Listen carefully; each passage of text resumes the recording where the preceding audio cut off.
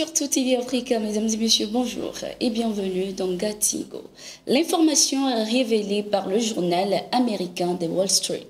Des responsables américains, africains et européens ont partagé avec les autorités tchadiennes des informations selon lesquelles le chef de la société paramilitaire russe Wagner Group, Evgeny Prigojine, travaille avec des rebelles tchadiens pour déstabiliser le gouvernement et potentiellement tuer le président de ce pays africain allié de longue date de la France.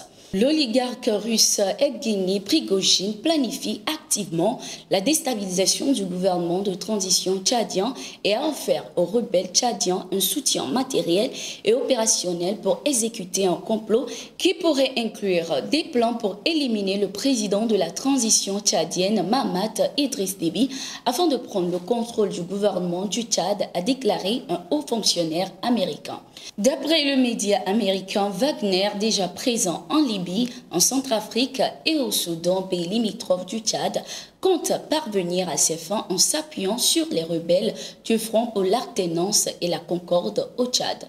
Ces groupes armés auraient déjà côtoyé le groupe Wagner en Libye où ils auraient combattu aux côtés du très controversé maréchal Khalifa Haftar.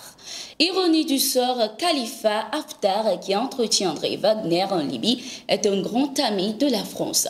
Selon le magazine Jeune Afrique, la France a militairement coopéré avec le maréchal Khalifa Haftar lors de sa prise de l'un des derniers bastions kadhafistes en 2011.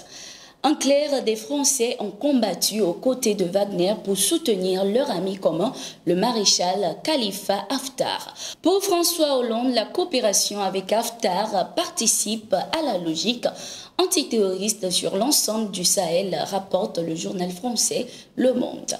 La déstabilisation du régime anticonstitutionnel de Mahamat Idriss Déby serait une grosse perte pour la France qui perd son influence dans ses anciennes colonies. Le fils de l'ancien président Idriss Déby, ethno, porté à bout de bras par Emmanuel Macron malgré les nombreuses exactions qu'il commet contre son peuple, est l'un des rares dirigeants africains qui offre encore son sol aux troupes françaises chassées au Mali et au Burkina Faso. Pour l'heure, Wagner ne confirme pas son implication dans un éventuel plan de déstabilisation du régime tchadien. Monsieur Prigojine a déclaré que les questions qui lui ont été envoyées par le Wall Street Journal au sujet des renseignements américains étaient sans fondement et a refusé d'y répondre, écrit le journal américain. L'intervention militaire de la France et des pays occidentaux en Libye pour déloger Mouammar Kadhafi a créé un chaos dans le Sahel dont le Mali, le Burkina Faso et certains pays côtiers paient le prix fort. Dans le cadre du renforcement de la coopération entre le Mali et le Burkina Faso, un conseil conjoint de gouvernement des deux pays s'est réuni ce 24 février 2023 à Ouagadougou. Présidé par le chef du gouvernement burkinabé Apollinaire Kilem de Tambela et son homologue malien Choguel Kokala Maïga, ce conseil se veut un cadre d'échange et de réflexion sur des préoccupations de ces deux États afin d'y trouver des solutions adéquates. Le Conseil des ministres conjoint que nous venons de tenir a porté sur l'ensemble des questions qui intéressent nos deux peuples et nos deux gouvernements, en particulier les questions sécuritaires, de lutte contre le terrorisme, les questions humanitaires et bien entendu les questions internationales, notamment les sanctions contre lesquelles nos ministres des Affaires étrangères ont évoqué récemment, a déclaré le Premier ministre malien Choguel Maïga. Concernant la lutte contre le terrorisme, le Burkina Faso et le Mali ont relevé la nécessité de conjuguer leurs efforts à ceux des autres pays de la sous-région pour faire face à ce fléau et appellent à une synergie d'action au niveau régional pour endiguer la menace. Nous restons toujours dans le cadre de la lutte contre le terrorisme au Mali. Dans un communiqué en date du 24 février 2023, l'état-major de l'armée malienne a explicité sa nouvelle stratégie de lutte contre le terrorisme et fait un bilan des opérations débutées le 10 février 2023. En 2 semaines, 11 opérations aéroportées ont été menées dans 5 secteurs. En dehors de ces opérations, 20 missions de reconnaissance offensive ont été effectuées dans 6 secteurs. 7 frappes aériennes ont été menées avec les armes de type Mi-24, Super Tucano et drones, mais aussi de surveillance de drones dans plusieurs secteurs ont été faites. Cette révision de plan de lutte contre le phénomène du terrorisme au Mali a permis de détruire 5 sanctuaires terroristes dans 4 secteurs du pays. 37 terroristes ont été neutralisés dans plusieurs zones ainsi que 44 suspects interpellés. 26 armes de type AK-47 ont également été récupérées ainsi que 2 pick-up. Au total, 31 motos ont été détruites, puis 7 engins explosifs improvisés neutralisés.